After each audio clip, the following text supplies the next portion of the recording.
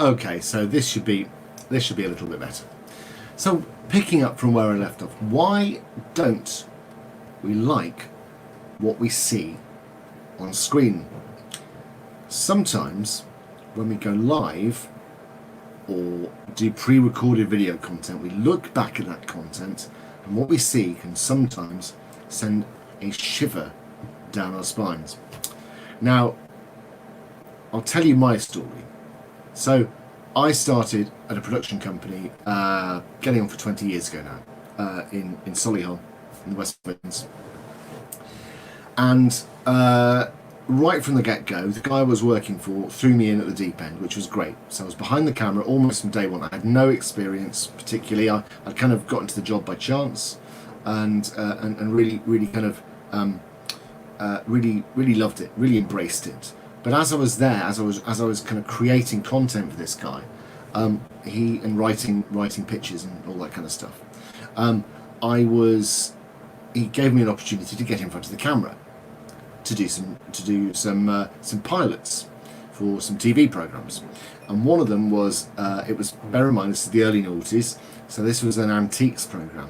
We were at peak David Dickinson, and we put together a pitch for a program called Attic Antiques, and it was myself and a friend of mine who from an art and antiques background, and we really loved it. It was a great show to make. The pilot was great to make, but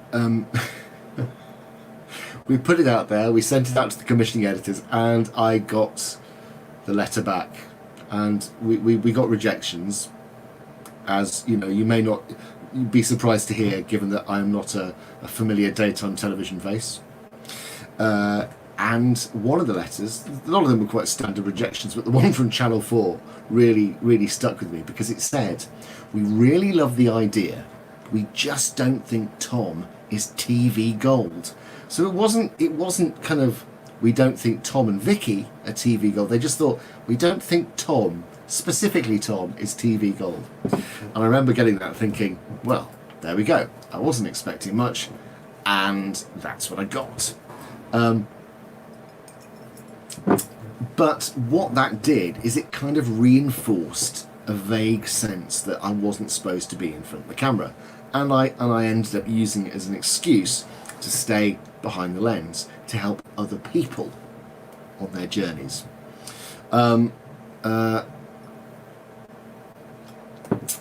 Now, that's all well and good. That's a great thing to do. But in this day and age, running a business online requires a certain level of visibility and presence. And I've talked about visibility in the past, and I personally prefer the word presence. I like the idea that it is important for us to be present with our audience, to have a presence with them, so that we are top of mind when it comes to a particular subject. So for many years, and actually it was only a couple of years ago that I really started to step in front of the camera, I realised a couple of years ago that I needed to get myself to be really, I wasn't going to be able to talk about video unless I was doing it myself. It's all well and good helping other people, but at the same time, people have got to see that it's something I believe in, something I do. So I was very keen to get in front of the camera, after being pushed hard by friends and people like Danny Wallace, who really kind of encouraged me to use live video in a much more proactive way. And I wanted to do it, but I didn't really have the kind of the gumption to do it, because I was worried about how I looked, because I'd done it a few times, and I looked at the person I saw on screen and thought, that doesn't feel like me. That is, I'd look at the picture on the screen and think, oh God, is that what I look like? Because in my head, I'm 24, I've got hair, and I'm thin, and I'm kind of, this completely different person. But you look and you think, one, I don't look, surely I'm not a bit tubby and I'm not bald. And you think, oh, hang on, I don't sound like that, do I? But the reality is, of course you do. That's exactly you. The camera lies a bit, but mostly it doesn't lie. It shows you Actually, what it shows you, and this is the interesting, it shows you what everybody else sees. And there's something interesting going on here. And there'll be people who are watching this who are very familiar with this take on it, on how we see ourselves, that I have. But if you're not, this may be a useful way to look at this issue. When you see yourself on screen, you are seeing yourself in a way that you may not be familiar with. Because think about the way you build a self-image. Where do you see yourself most frequently? It's usually in the mirror. And the mirror is a flipped image. It's a mirror image.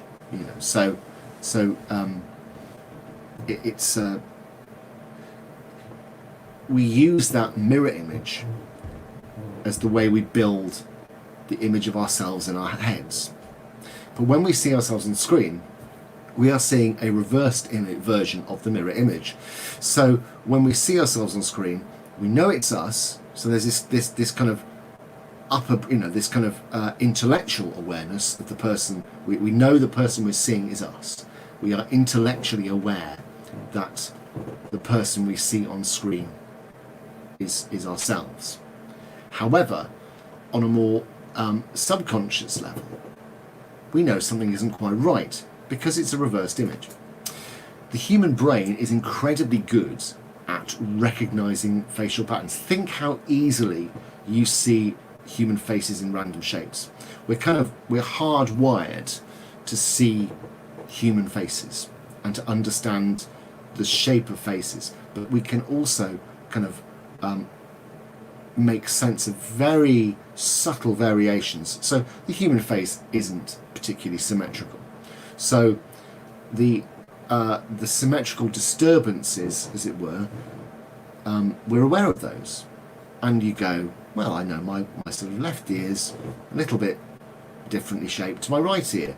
But obviously when you're seeing it in a flipped way, your brain's going, oh, hang on, that's not right. I know it's the person it should be, but it doesn't feel like, there's something fundamentally wrong. So there's this cognitive disconnect that we get. So on some level, we're looking at this image of ourselves on screen and having quite a difficult time equating that with the image of self that we have in our own heads.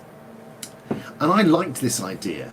I thought this was a neat way of explaining it, and I was kind of looking for a bit more evidence to back it up.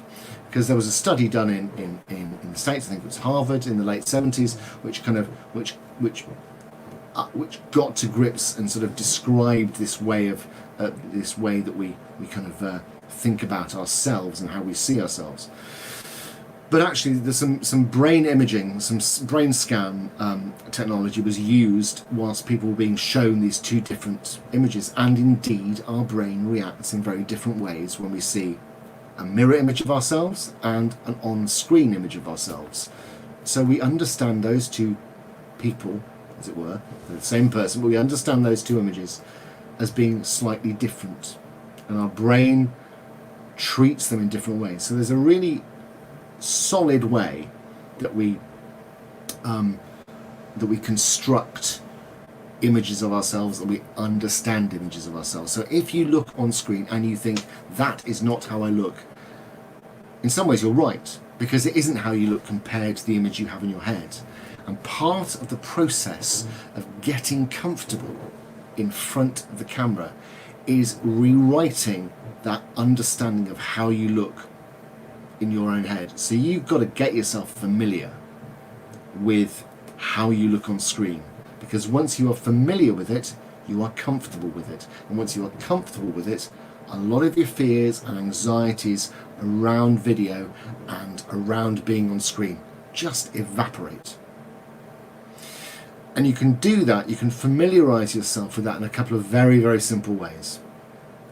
Not a couple, this is one very simple way. But I'm going to give you a second one. The first way is to so you print an image out, print multiple images out of so choose do a bit of video, take a screen grab and print that screen grab out, and then pin that screen grab up in a couple of different places where you are going to see it regularly. Because if you are exposed to that image on a regular daily basis for a decent length of time, you will start to build and come to terms with the fact that you look the way you do on screen. It's simple. The other way, and one of the ways that I did, I created a Facebook group that only I was the member of. Nobody else was allowed in. It was all set to private, and I could do lives into there knowing that nobody else was watching.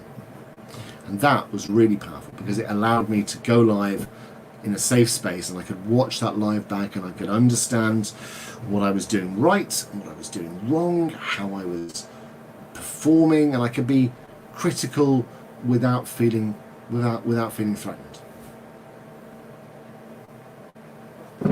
So that's kind of a way that I like to sort of train my brain to get better and more comfortable with the idea of, I guess, being okay with what I see on screen. Because now look, so I'm looking down the lens of my camera there, but below me I've got the screen. And when I look at the screen, I now think that's me. I can look at the person on screen and be comfortable, mostly, be comfortable with that person and understand that that is me. And know that when I see myself on screen, I'm not being hypercritical, because actually that's another side of this. We are very often incredibly critical about how we judge ourselves. And one way of thinking about this is that very often I will very often hear the phrase, "I hate myself on camera." Now think about that for a second. It's an incredibly harsh thing to say. You would never, imagine your best friend came to you and said, "Hey, Tom, take a look at my live." You would never imagine turning around to that person and going, "Oh, you know what? I hate the way you look on camera." What a crazy thing to say. You've got to learn to be kind. Be kind to yourself. Treat yourself with kindness. Treat yourself in the way that, I guess, other people, you would treat other people. You wouldn't tell somebody else that you hate the way they look on camera. Don't do it to yourself. Be kind. So that's it. So that's some of the things. So, are you using video to its fullest extent? Most people, including myself, would, at one point, will be answering no. But slowly but surely building up your skill base so that you have that mastery, those 4 pillars of kind of your strategy, and they're never in any particular order. You'll hear me talk about this all the time, and they're never in the same order. But mindset, technology, strategy, and story. Those are the 4 pillars. If you master those 4 pillars over time, you will build up a skill set that gives you the ability to use video to its fullest. So I'd love to hear how you're doing that, how you're approaching video at the moment. So there's some really interesting things that we're brewing at the moment. We have, during lockdown, I have been building a course that is called Video Academy. And Video Academy is all about helping take business owners, so coaches, speakers, trainers, entrepreneurs, helping take you on a journey from being kind of a novice creator through to a confident video master. It's a bold statement, but it's true. We've got a great course we've constructed, and before the year is out, probably in sort of October, we will be looking for our first cohort of people to work with over a 12-week period. And this is going to be delivered as kind of as a course. There's going to be a group coaching element, but there's also going to be one-to-one sessions that are part of it. And it will be a comprehensive way to master those 4 pillars.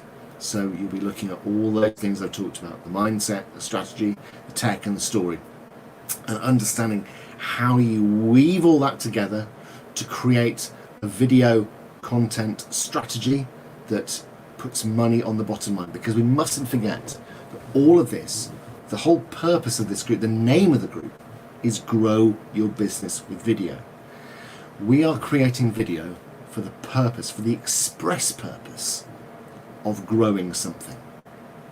We mustn't lose sight of that. Business growth with video can be easy if you put a plan in place. It can be easy, but it's not quick.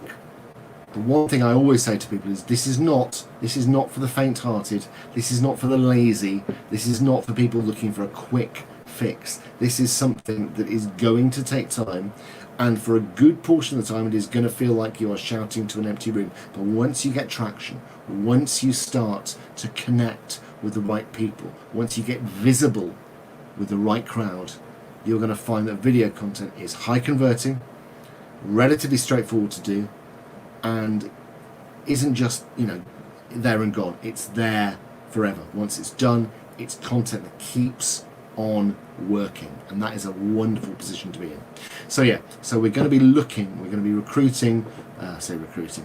to be looking to put together the first cohort for the beta launch. There is going to be a reduced cost to it. There is going to be a cost to it. I won't lie to you. We're not decided on what the cost is going to be, but it will be significantly 50% plus cheaper than what is going to be when it's kind of out there in the wild. So we're going to be running the beta course. That doesn't mean it's going to be crap. It just means we're going to be testing things out, getting people's opinions, but there's going to be a certain amount of probably over delivery, if I'm honest. But it'll be myself and Una taking you through all the stuff we know, all of the kind of the accumulated knowledge that we've generated from my background in corporate and Una's background at the BBC and in the world of comms. So that's coming up. Really looking forward to sharing that with you. We're not quite there yet, but if there's any kind of questions or sort of interest in that at this stage, I'm quite happy to sort of expand probably in a week's time.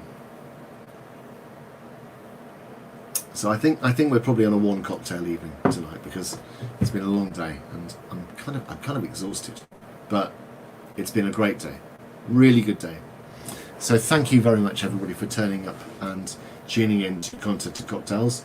As always, your comments and your thoughts and your wisdom that you're sharing in the group is greatly appreciated. So I will sign off here by saying give video a go. If you're not using it, tell me why. What's stopping you? What's holding you back? Let me know in the comments, and perhaps this week is going to be the week that you start to grow your business with video. See you soon. Bye.